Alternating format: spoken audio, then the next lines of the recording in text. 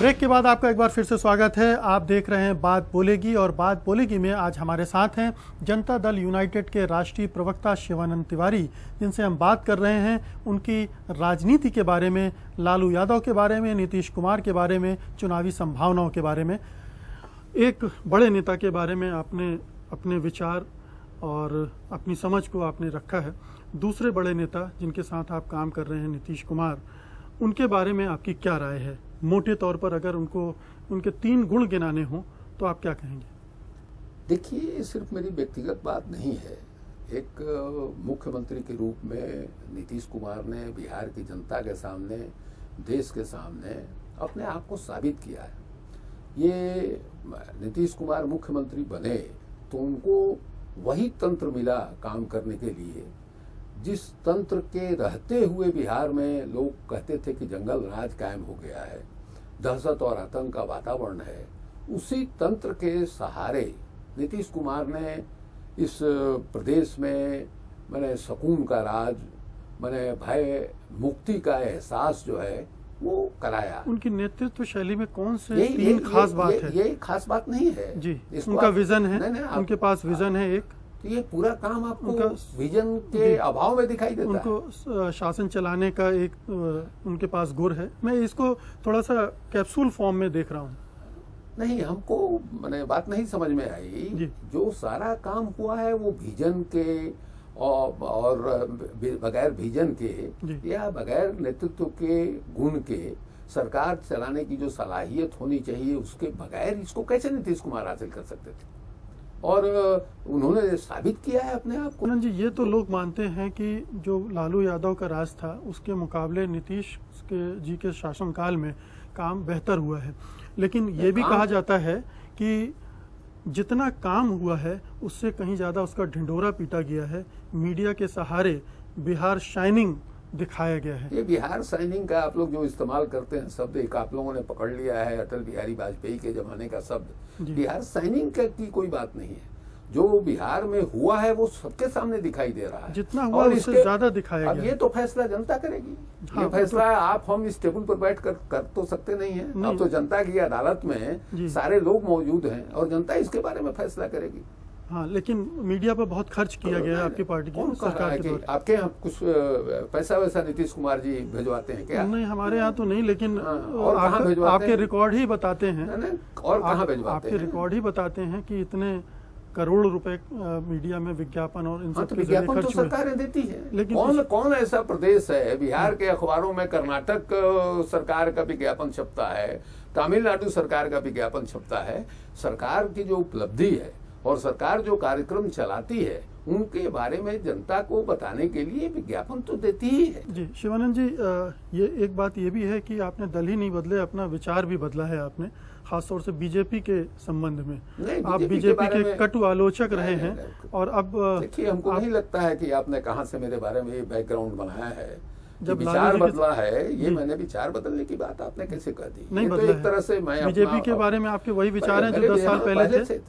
क्या है विचार? पॉलिटिकल कारणों से थे। मैं आपसे पूछ रहा हूँ कि बीजेपी के बारे में आपके विचार नहीं बदले हैं, तो क्या विचार हैं ये बताइए। ये विचार जहाँ जरूरत होगी हम बताएंगे। बीजेपी के बारे में हम लोग मानते हैं कि बीजेपी का एक मुसलमानों के बारे में पूर्वाग्रह रहा है, कश्मीर के बारे का सवाल हो, कॉमन सिविल कोड के बारे में सवाल हो, हमारे और बीजेपी के विचार बिल्कुल अलग अलग हैं। और हम लोगों ने जनता दल यूनाइटेड ने कभी मौका ये नहीं दिया कि कोई कॉमन प्लेटफॉर्म से ये बात जो है उठाई जाए। सरकार में भी हम उस समय नीतीश कुमार के साथ नहीं थे, लेकिन जब एनडीए की सरकार बनी थी उस सरकार का एजेंडा भी ये नहीं था, जो बीजेपी का एजेंडा नहीं था, बल्कि जो कॉमन मिनिमम प्रोग्राम था एनडीए का उसी पर सरकार चलाई गई। अभी हाल में एक अच्छा खासा विवाद उठा था नरेंद्र मोदी को लेकर और आप काफी मुखरता के साथ खड़े हुए थे। वो विवाद आपको लगता है कि वो अध्याय खत्म हो गया? अब जो है बिहार के राजनीति में वो विवाद अध्याय खत्म हो गया। नया अध्याय ये है कि भारतीय जनता पार्टी ने चुनाव अभियान समिति का अध्यक्ष जो है सुशील मोदी को बनाया है और यही पन्ना अभी हम लोगों के सामने बिहार की राजनीति में खुला हुआ है। वो पन्ना बंद हो चुका है। क्या आपको लगता है कि नीतीश जी ने उस समय जिस ढंग से रिएक्ट किया था अब उस समय बात खत्म हो गई? नहीं, आपके लिए खत्म हो गई, लेकिन आपके लिए जो हमारे कार्यक्रम देख रहे हैं वो तो जानना चाहते हैं शिवानंद जी से कि उनका क्या विचार है इस बारे में। नहीं, इसके बारे में वो अध्याय बिल्कुल खत्म हो गया।